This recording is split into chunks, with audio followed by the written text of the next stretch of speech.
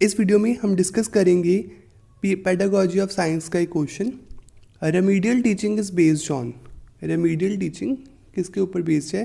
Placement of evaluation, formative evaluation, summative evaluation, diagnostic testing. So its right answer is diagnostic testing. So सबसे पहले diagnostic testing मतलब diagnosis होगा। Diagnosis means कि मान लीजिए science और मैथ्स में हम लर्नर को देखेंगे कि वो कहाँ पर लैग कर रहा है। मान लीजिए मैथ्स में वो अरिथमेटिक में लैग कर रहा है, तो हम उसको मान लीजिए अरिथमेटिक में वो लैग कर रहा है, तो हम अरिथमेटिक में उसको क्या प्रोवाइड करेंगे? एक्स्ट्रा हेल्प प्रोवाइड करेंगे। That extra help is called remedial teaching. Remedial teaching is given to the learner so that वो अपने सब्जेक्ट को और अच्छे से इम्प्रूव कर पाएँ। सो ये एक्स्ट्रा हेल्प के तौर पर दी जाती है। अब इसमें राइट आंसर तो डी है और इसमें बी और सी पॉइंट है, जैसे कि फॉर्मेटिव इवेल्युएशन और summative evaluation. So formative evaluation होती है is to diagnose the strength and the weakness in the peoples, and summative evaluation होती है classification and promotion of student. Right. Formative में क्या होता है? हम स्टूडेंट की इसमें स्ट्रेंथ और वीकनेस के बारे में बताते हैं, और वेयर एज इन समेटिव हम स्टूडेंट को बताते हैं कि जैसे मान लीजिए इसको क्लियर करने पर उनकी प्रमोशन जैसे नेक्स्ट क्लास में हो जाता है स्टूडेंट। सो इस टाइप ऑफ इवेल्युएशन में, जैसे कि नॉर्मल एग्जाम्स होते हैं स्कूल्स में, सो इस टाइप ऑफ इवेल्युएशन में क्या होता है? समेटिव इवेल्युएशन में प्रमोशन होती है। ठीक है, प्रमोशन होती है, या आप कह सकते हो कि जैसे अगर वो ना पास कर पाए तो उसी क्लास में रह जाता है। सो समेटिव वैल्यूएशन में ऐसा होता है। और फॉर्मेटिव वैल्यूएशन जो होता है वो बेसिकली क्या होता है कि उसमें स्टूडेंट की स्ट्रेंथ और वीकनेसेस पता लगती हैं।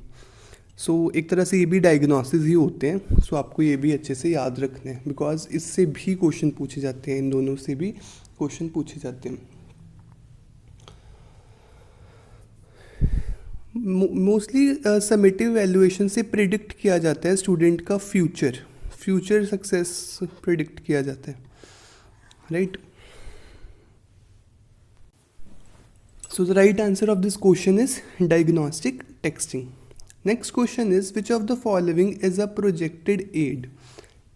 Television, slide projector, both the above, none of the above. So both of the above is the right answer. दोनों ही प्रोजेक्टेड एड है, टेलीविजन भी और स्लाइड प्रोजेक्टर भी।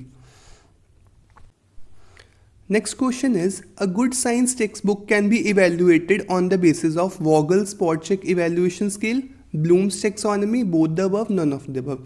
सो the right answer is Vogel spot check evaluation scale से हम एक text book को इवेल्युएट कर सकते हैं। So right answer is Vogel spot check evaluation scale. Next question is evaluation in science should be based on. Science की evaluation किसके ऊपर बेस्ड होगी? Written type test, performance type test, and a variety of techniques. So answer is a variety of techniques. बहुत variety of techniques के ऊपर basis से हम इसकी इवेल्युएशन कर सकते हैं साइंस की। Next question is which of the following is the best approach of teaching science for achieving the objectives? Right. So which method is best approach of teaching science? Best approach पूछी गई है classroom teaching. It is a good approach but not a best approach. Classroom teaching तो होनी ही होनी है। Home assignments, it is also not the best approach. Laboratory work is the best approach. अगर हम students को प्रैक्टिकल तरीके से समझाएंगे वो ईजिली समझ पाएंगे। राइट। मान लीजिए मैंने ओम्स लॉ का टॉपिक है फिज़िक्स का, मैंने उनको क्लासरूम में समझा दिया ऑन द बोर्ड। उसके बाद अगर मैं उनको प्रैक्टिकली समझाऊँ उसको कि हाउ उसका जो सर्किट कैसे बना होता है, तो वो स्टूडेंट के माइंड में हमेशा के लिए बैठ जाएगा और वो कभी भूल नहीं पाएगा उस चीज़ को। सो लेबॉर्ट्री वर्क एक बेस्ट अप्रोच है for teaching the science. Right. उसके बाद आते हैं teaching add can replace a teacher. क्या टीचिंग एड टीचर को रिप्लेस कर सकते हैं? आप खुद बताइए सही है या गलत। सो इस क्वेश्चन का आंसर आप मुझे कमेंट सेक्शन में बताएंगे क्या आएगा।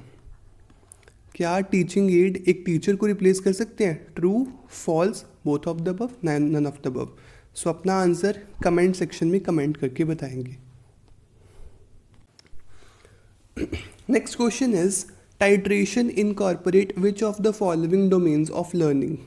So titration incorporate which domain of the learning? Cognitive, affective, psychomotor, all of the above. So its right answer is all of the above. देखिए आप इसको याद कर सकते हो. टाइट्रेशन इनकॉर्पोरेट करते हैं कैप को. टाइट्रेशन किसको इनकॉर्पोरेट करते हैं? कैप को. सी से याद रख लिए कॉग्निटिव, ए से आप याद रख लें अफेक्टिव, पी से याद कर ले साइकोमोटर. सो आप कैप से याद कर सकते हो इसको. नेक्स्ट है scientific method is also known as. Scientific method is also known as problem solving method. Option C project method, heuristic method. So right answer is problem solving method.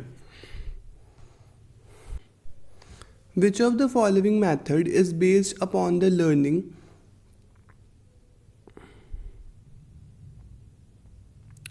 by doing? So which of the following method is based upon the principle of learning by doing? Option A is lecture method. Option B is lecture cum demonstration method. Option C is project method. Option D is all of the above.